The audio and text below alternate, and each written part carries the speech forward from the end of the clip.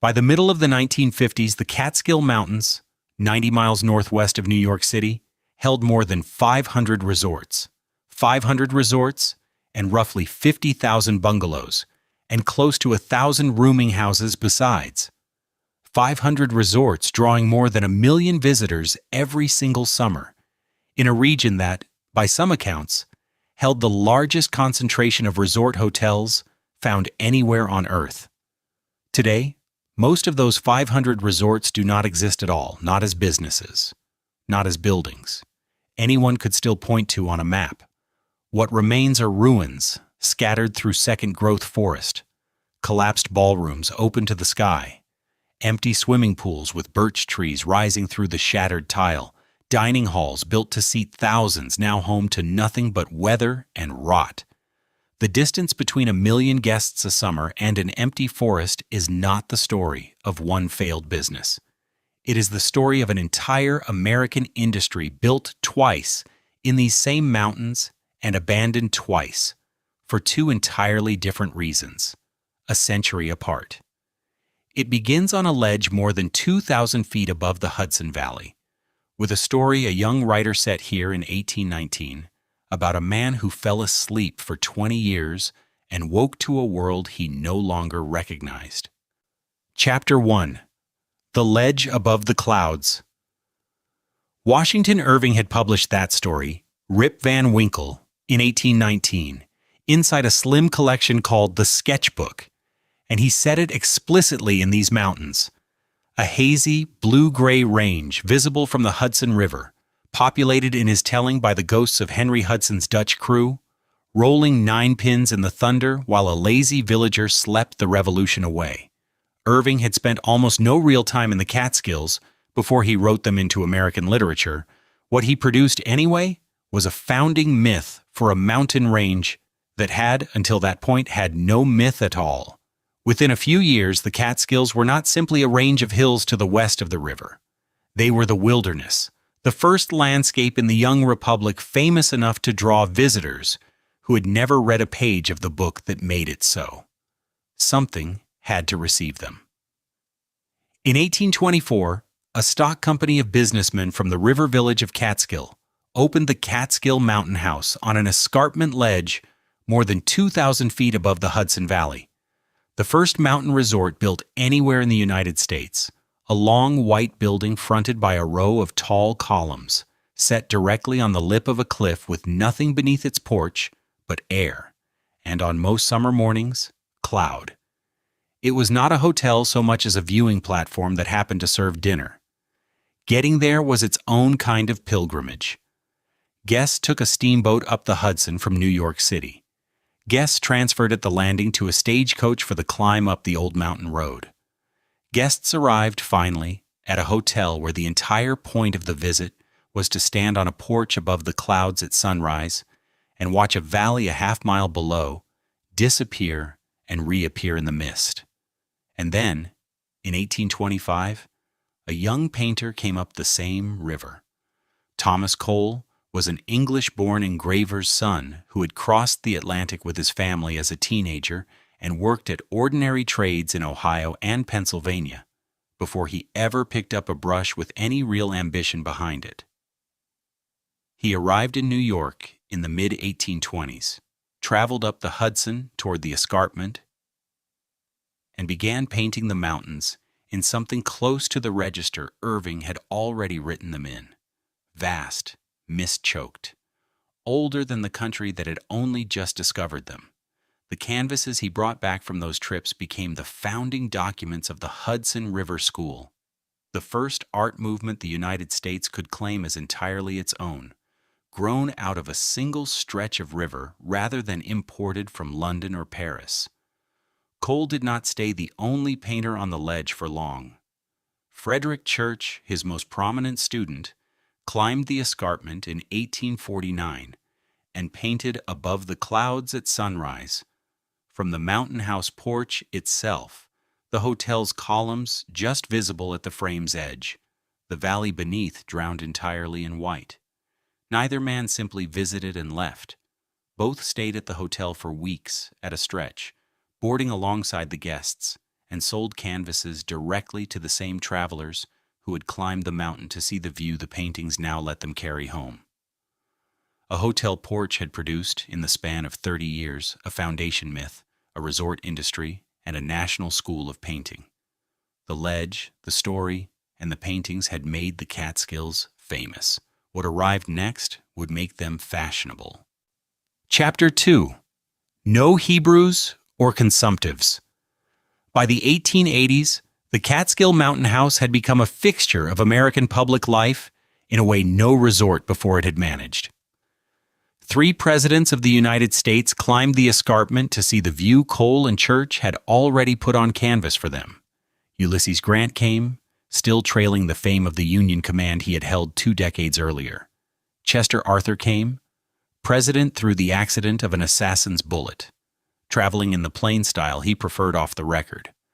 Theodore Roosevelt came years before the White House, already collecting the outdoor places his restless constitution required. Grant, Arthur, Roosevelt.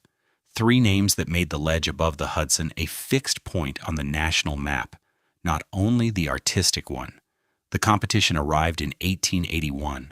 A wealthy Philadelphia lawyer, the story goes, had quarreled with the Mountain House's management over a plate of fried chicken and left to build a rival a short walk down the ridge. What he built was the Hotel Catskill, a sprawling wooden pile with room for some 1,200 guests, more than the older hotel had ever managed to sleep in a single season. The legend of the chicken is almost certainly too tidy to be entirely true. The hotel it produced was not a legend. For a decade, the Catskill outbuilt and outdrew the house that had started the whole business 50 years earlier. In 1892, the Otis Elevating Railway went up the cliff face beside it, a cable-hauled car that carried guests straight up the mountain in a matter of minutes, a climb that had once cost a traveler an entire day of steamboat and stagecoach. The advertisements that filled the New York newspapers for these hotels read like the ordinary language of the resort trade. Mountain air, private baths, an orchestra on the lawn, with one additional line that ran often enough to be a matter of settled house policy rather than a single owner's preference. No Hebrews or consumptives. The phrase did identical work on both halves of the sentence. Consumptives, meaning patients with tuberculosis, were refused rooms for fear of contagion. Hebrews were refused rooms because they were Jewish, a category the management of the northern Catskill hotels found equally undesirable and advertised with the same flat certainty. The grand hotels built around the escarpment, the Mountain House among them, ran that line or a close variant of it as a routine condition of business, printed beside the room rates and the train schedules. New York City in these same decades held one of the largest Jewish populations of any city on earth, and the resort world the escarpment hotels had built was, by their own printed terms, closed to it. Not at the Mountain House, not at the Catskill, not at any hotel that carried the line in its advertisement. The families the escarpment refused did not stop wanting mountain air. They started looking at land. Nobody advertising a resort had ever thought worth mentioning. The cheaper, rockier country to the south and west, in Sullivan and Ulster counties. Ground too poor for the kind of hotel trade the Hudson side of the range had already perfected. Keep the Mountain House on its ledge in mind. Its part in this story is not finished. What the exclusion built instead, on farmland nobody wanted, would take a name of its own within a generation, and it would not come from a lawyer, a painter, or a president. Chapter 3. The Farms That Could Not Feed a Family. By the 1890s, the families the escarpment hotels had shut their doors to were arriving in Sullivan County by an entirely different route. Not by steamboat and stagecoach to a hotel already built for them, but on their own initiative, family by family, buying land nobody else particularly wanted. The tenements of the Lower East Side in summer made the case for leaving on their own. Rooms stacked high above streets that held the day's heat long after dark, air that did not move. Whole families with nowhere else to go until September. Sullivan County offered rocky hillsides, poor soil, and distance from all of it. And for a family that had spent a decade saving from a pushcart or a sewing machine, rocky hillsides at a low price were still hillsides. The ground did not reward them. Whatever these new owners tried to grow in it, the soil returned less than they had put in. Thin, glacially scraped acreage that generations of earlier farmers had already worked out and abandoned before the immigrant families ever arrived to buy it cheap. A farm that could not feed the family that owned it could not be allowed to stand empty either. So these families did the only thing the land itself permitted. They rented what they had.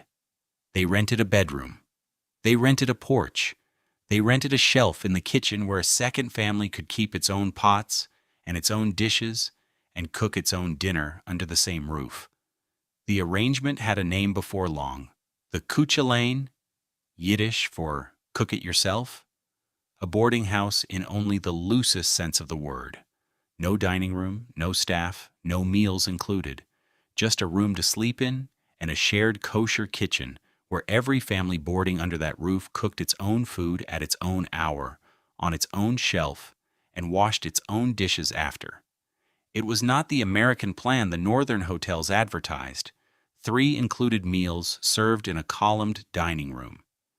It was closer to a form of the tenement itself, relocated 90 miles into the hills and given a view.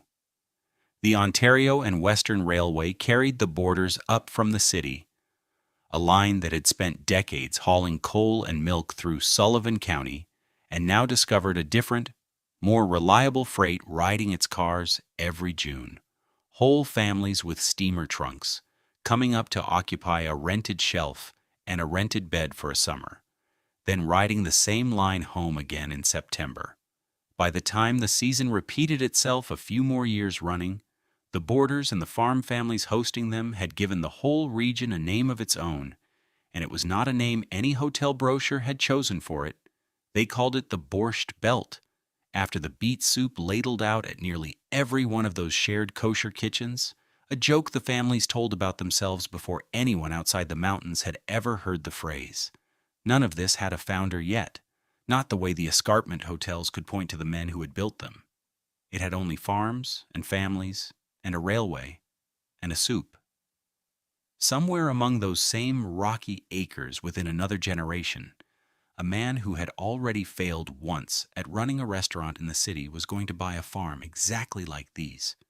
Cheap, run down, good-for-nothing a bank would lend against, and rent it out 1 bed at a time. That farm had a name too. It was still in the 1890s just dirt. Chapter 4. $9 a week. Selig Grossinger was a Galician-born immigrant who had already failed once at running a restaurant in New York City, before he arrived in Sullivan County in 1914 and bought a rundown farm near the hamlet of Ferndale, the kind of property no bank in the city would have lent against.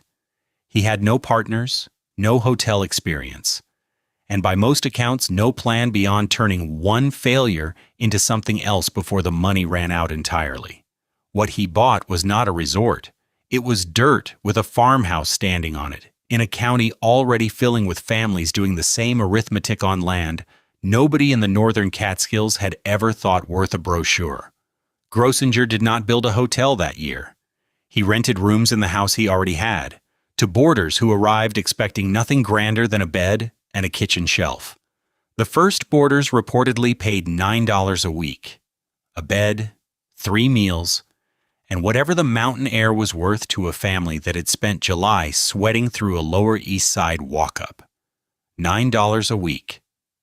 Remember that figure. It comes back at the end of this story. In an arrangement of zeros nobody standing on that farm in 1914 could have imagined. His daughter Jenny kept the books before she ever kept the guests, and within a few years she had made herself the hostess of a farm her father still ran like a ledger. 1 column of boarders against 1 column of expenses. She would spend the next 4 decades becoming the face of the entire region, a name recognized well beyond Sullivan County. That is a later chapter. For 1914, she was simply the daughter working the front desk, while her father counted $9 boarders one at a time and worried about the mortgage. In 1931, the George Washington Bridge opened across the Hudson, and the state widened and paved old Route 17 alongside it, and together the two projects did to the drive from Manhattan what the Otis Elevating Railway had once done to a single cliff face. They collapsed it. A trip that had taken the better part of a day now took a few hours behind the wheel of a Ford. Hotels rose to meet the shortened trip, dozens of them, then hundreds. Brown's rose in Loch Sheldrake. The Nivelle rose in Ellenville. Tamarack Lodge rose in Greenfield Park. Brickman's rose in South Fallsburg. Shawanga Lodge rose in Bloomingburg. None of them needed a rail timetable anymore. They needed a paved road and a full tank of gas, and Route 17 supplied both. The hotels kept rising even after 1929, when businesses everywhere else were failing and credit was disappearing from the rest of the American economy. The reason had nothing to do with prosperity. A week at a Coucha Lane, on rocky ground with a shared kitchen, still cost less than a week sweating through August in a tenement, and that math held even as wages collapsed across the rest of the country. The Depression did not close the Borscht Belt down. It sent the belt more customers, families for whom the mountains were still cheaper than staying home. Arthur Winterick was a Russian-born barber who had built a personal fortune inventing and selling a scalp tonic called Jarris Hair Tonic, a business with nothing to do with hospitality or with these particular mountains. In 1935, that fortune put a hotel in his hands anyway. A debtor at Kiamesha Lake signed over the ideal plaza in settlement of what he owed Winterick, and the barber found himself the reluctant owner of a resort he had never asked to run. He did not sell it. In 1937, he rebuilt it as the Concord Plaza, and then he kept building year after year for the next 30 years, driven by an ambition that had nothing to do with barbering at all, to own the largest resort on the face of the earth. Grossinger's farm, Winterick's hotel, and the hundreds of small houses rising between them were no longer simply a shelter from exclusion. They were becoming an industry, one farm and one debt settlement at a time, and an industry's biggest numbers were still to come. Chapter 5. The American Plan. By the 1950s, more than 1 million guests filled Sullivan and Ulster counties every summer, and they did not arrive as strangers scattered across a season. They arrived as neighborhoods. Whole blocks moved together, whole buildings emptied together, whole synagogue congregations relocated to the same corner of the mountains for 8 weeks running, so that a family renting a bungalow in July found half its own apartment building from the city renting the bungalows on either side of it. This was not tourism in the ordinary sense, a family here, a family there. Drawn by an advertisement, it was closer to a seasonal migration, the same neighborhoods reassembling themselves 90 miles from home year after year, until the mountains had their own version of the streets the guests had left behind. The city did not send visitors to the Catskills. It sent itself, one summer at a time. The fathers stayed behind Monday through Thursday, working the jobs that paid for all of it, and then on Friday evening they got in the car. Route 17 filled every week with men who had spent 5 days alone in a hot apartment, driving north in the last daylight to rejoin a family that had already been in the mountains since June. The traffic itself became the clock the whole region set its week by, thin on Tuesday, solid by Friday at 6. The locals had a name for the men behind the wheel, not unkind, just accurate: bungalow bachelors. Husbands living a work week of bachelorhood in the city, so their wives and children could have a summer in the hills. Come Friday night, the bachelor life ended at the mountain line. What waited for them there, at the larger hotels, ran on a single arrangement: the American Plan. 3 meals a day, kosher, enormous, included in the price of the room. Not the Coucha Lane's shelf. the arrangement a poorer generation had made with rocky soil 40 years earlier, one family cooking after another on a schedule chalked above a shared stove. The American plan was that same instinct turned inside out and sold as the whole point of the visit. Nobody cooked, nobody shared a shelf, nobody rationed a burner between four families waiting their turn. Abundance was not a feature of the stay. Abundance was the entire sale. No hotel sold that abundance at a larger scale than Grossinger's. At its peak, the resort covered 35 buildings across 1,200 acres and served some 150,000 guests a year. It had its own post office. It had its own airstrip.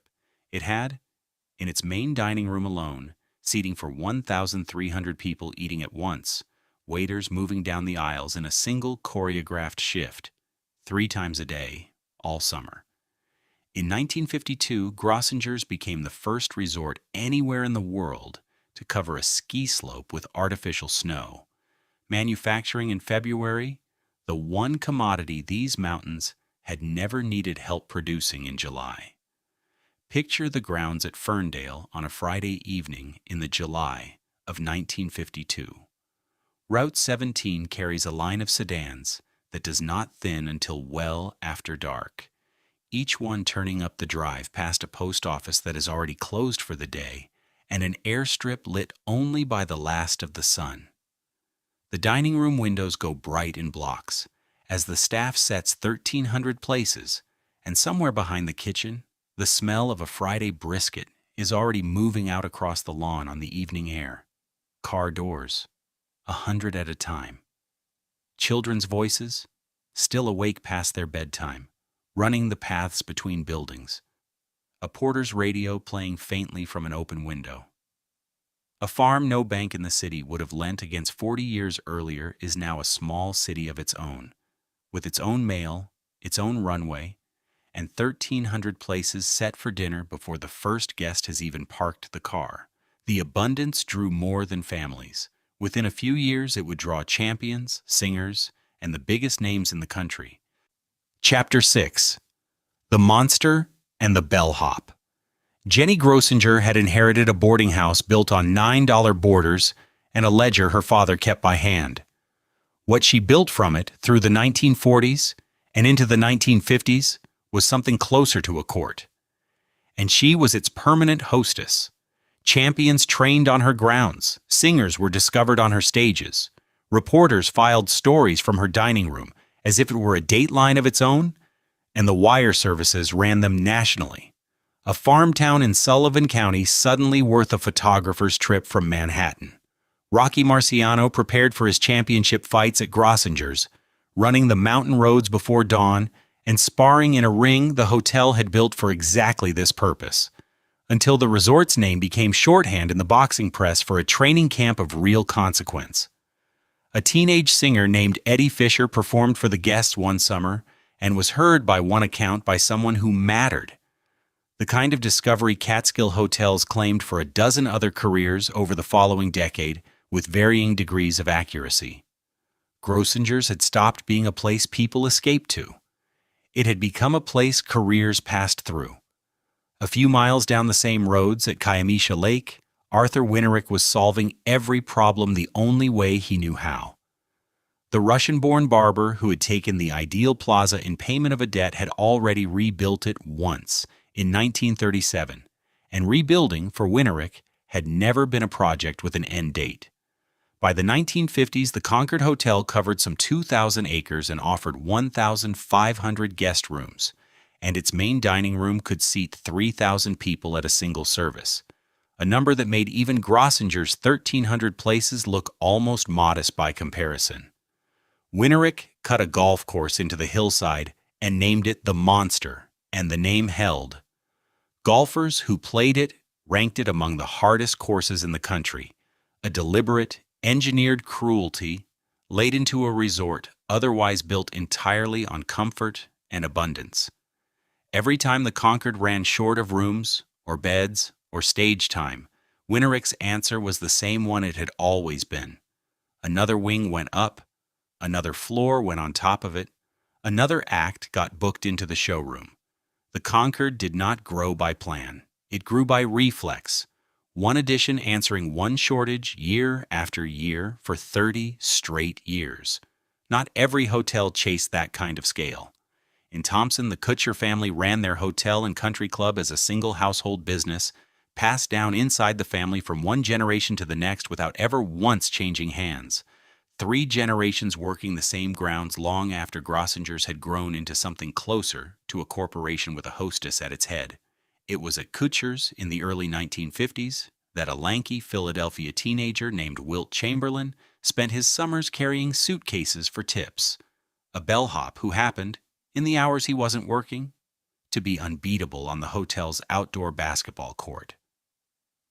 Kutcher's summer games became known for it well beyond the hotel's own guests. Staff against staff, hotel against hotel, Chamberlain in the middle of nearly all of them, years before his name meant anything outside Sullivan County. By the middle of the decade, the mountains held a bellhop who would become the tallest name in American sports, a golf course built to punish the men who dared finish it, and a hostess whose dining room had turned into a stage for the famous and the soon-to-be famous in equal measure. The rooms were full. The dining halls were full. And after the last plate of the American plan was cleared each night, the real business of the Borscht Belt was only just beginning. Chapter 7.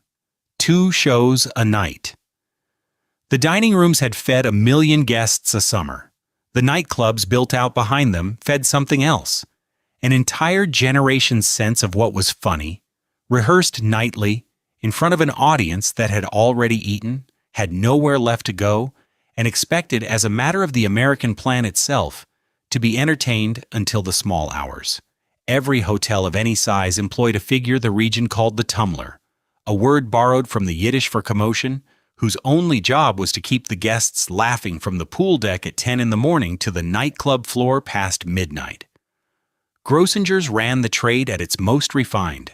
Lou Goldstein, hired originally as a golf instructor and kept on for decades as the resort's full-time tumbler, turned a children's schoolyard game into a poolside institution, standing at the shallow end each afternoon calling "Simon Says" to grown men in swim trunks who obeyed him without embarrassment, because that too was part of what a week at Grossinger's had always been sold as buying.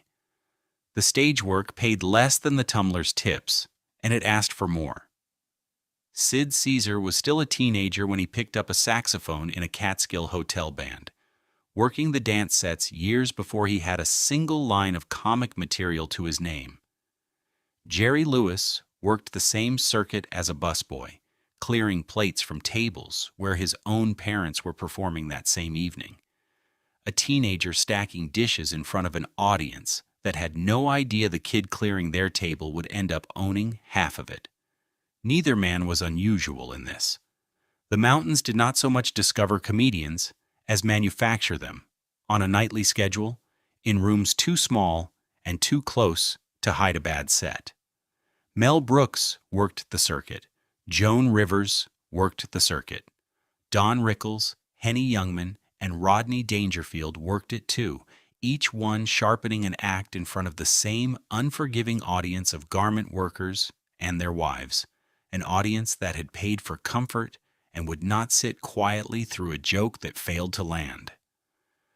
The business itself ran on a fixed architecture, repeated with only minor variation from Grossinger's to the Concord to Kutcher's, and every hotel with a nightclub wing between them. A comedian first, a singer second, then an hour of dancing, then a midnight buffet laid out for guests who had already eaten dinner at 7 and would eat again before bed. 2 shows a night, every night, all season. Not a special booking. Simply the ordinary business of running a hotel in these mountains. The circuit supplying all of it was dense enough that a working comedian could play a different hotel every single night of a Catskill summer, 10 weeks running, without ever repeating a room or a stage. Bookers moved acts between properties on a schedule as fixed as a factory line, one hotel handing a comedian off to the next before the ink on his last contract had dried.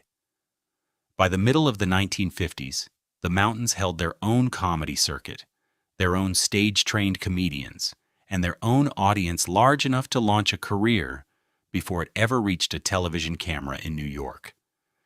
The midnight buffet went out every night that summer, the tables reset before the last dancer had left the floor, the kitchen already setting up breakfast service before the band packed its instruments.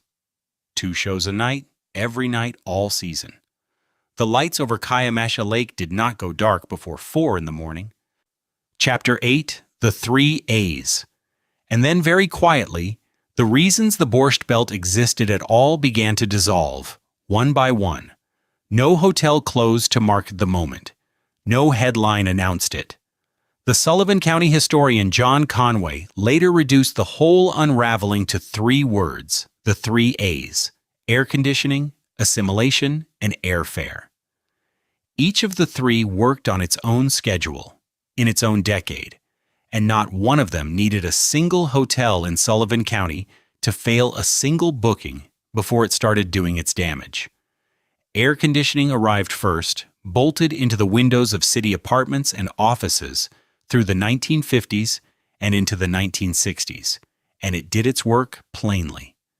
For 2 generations, escaping the summer heat of a Lower East Side walk-up had been the entire premise of the trip north.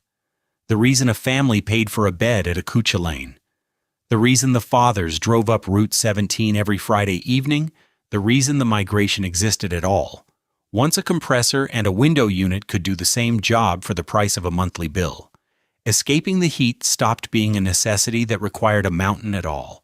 Airfare did the second piece of the work, and it did it to the same families the mountains had always depended on.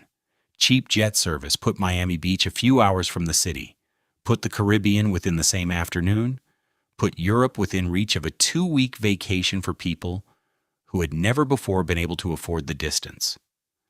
A week in the mountains now had to compete with a week anywhere on Earth, and the mountains, whatever else they offered, could not manufacture an ocean to answer that competition. Assimilation finished what the thermostat and the jet engine had started. The same prejudice that had once printed no Hebrews or consumptives beside a hotel's room rates receded through the middle of the century, and the resorts that had built that policy into their advertising began, one by one, to welcome the guests they had once turned away. The Borscht Belt had existed because Jewish families were shut out of every other resort in the country. When the doors elsewhere opened, the reason for a resort world of its own went with them. The children who had grown up on the American plan, now doctors, now lawyers, now professors, took their own vacations at hotels that had refused their parents a room. The old rhythm of the season collapsed from the inside as well. A summer-long family stay had always depended on a mother who did not otherwise work, and through the 1960s and 1970s, in Sullivan County kitchens no less than everywhere else, that stopped being the arrangement. The season-long stay had needed the stay-at-home summer to make sense of it. Once that assumption gave way, the arrangement had nowhere left to stand. Now, go back to the ledge. On the morning of January 25th, 1963, the state of New York, which had acquired the derelict Catskill Mountain House some years earlier, set the empty building on fire and let it burn to the ground above the frozen valley. There was no ceremony to it. There was no crowd invited to watch. There was a work crew, a match, and a wooden hulk nobody had run as a hotel in decades, standing where Cole and Church had once painted, above a Hudson sealed under ice.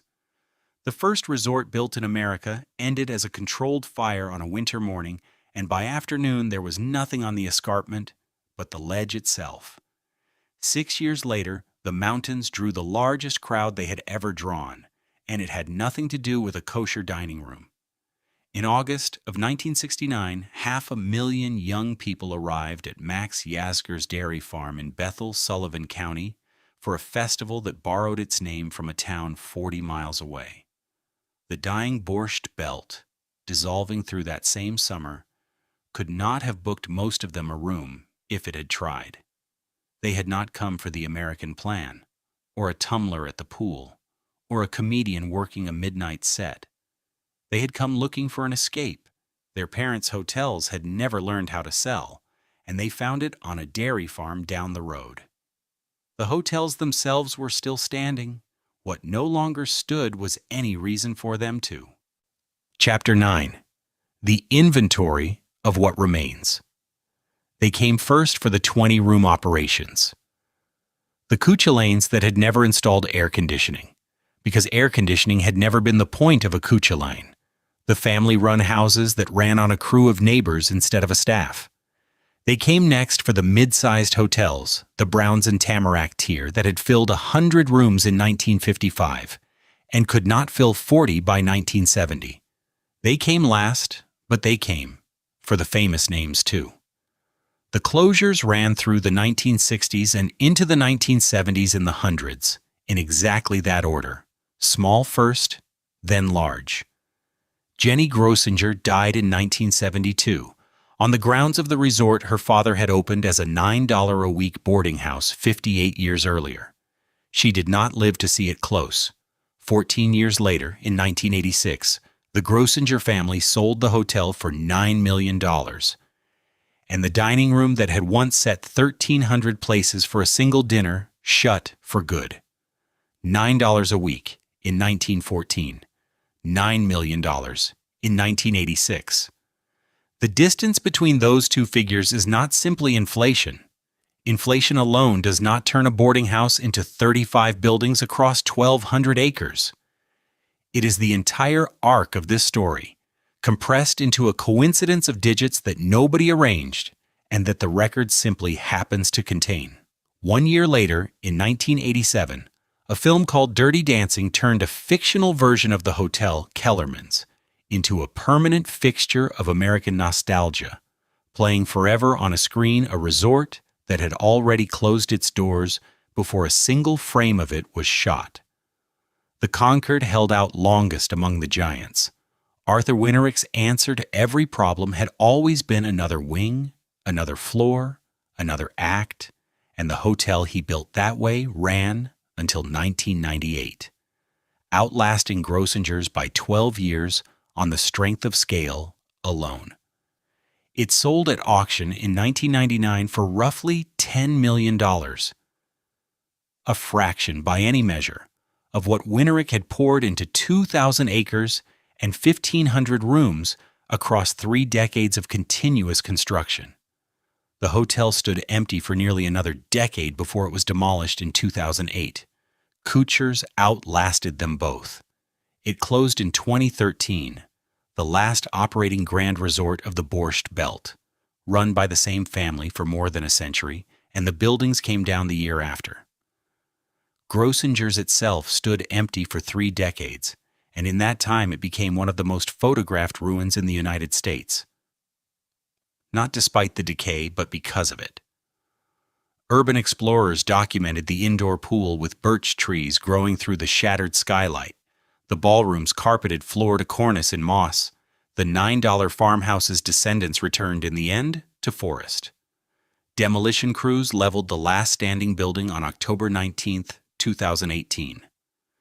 The same year, a casino called Resorts World Catskills opened on the old Concord grounds at Kiamesha Lake, built at a reported cost of $1.2 billion, a bet that gambling could revive what vacationing had built and television, air conditioning, and a jet engine had unbuilt. A luxury wellness center rose on the site where Kutcher's bellhop once beat the whole staff at basketball. In Ellenville, a museum opened to hold what the bulldozers had missed, cataloging tumblers and Cuchulains, and the monster golf course behind glass. The bungalow colonies fill again every July. The families are Hasidic now and Orthodox in South Fallsburg, in Kiamesha Lake, in Monticello, keeping, in the same mountains, roughly the schedule of summer migration a different set of Jewish families kept a century earlier. The hotels that once printed no Hebrews beside their room rates are gone. The land they stood on now belongs, every summer, to the people it was built to keep out. High above the Hudson, The ledge where the Catskill Mountain House stood for 139 years is bare rock now, inside a state campground. The wind still moves across it the way it moved across the porch columns in 1849. The valley below still disappears into cloud on a summer morning and reappears by noon, exactly as it did for Cole, for Church, for Grant and Arthur and Roosevelt. Every hotel this story has named is gone now, or a casino, or a museum, or a name in a nostalgia film. The view Cole painted charges nothing and answers to no one. It is still there, exactly as it was. It is the only thing in this story that never closed.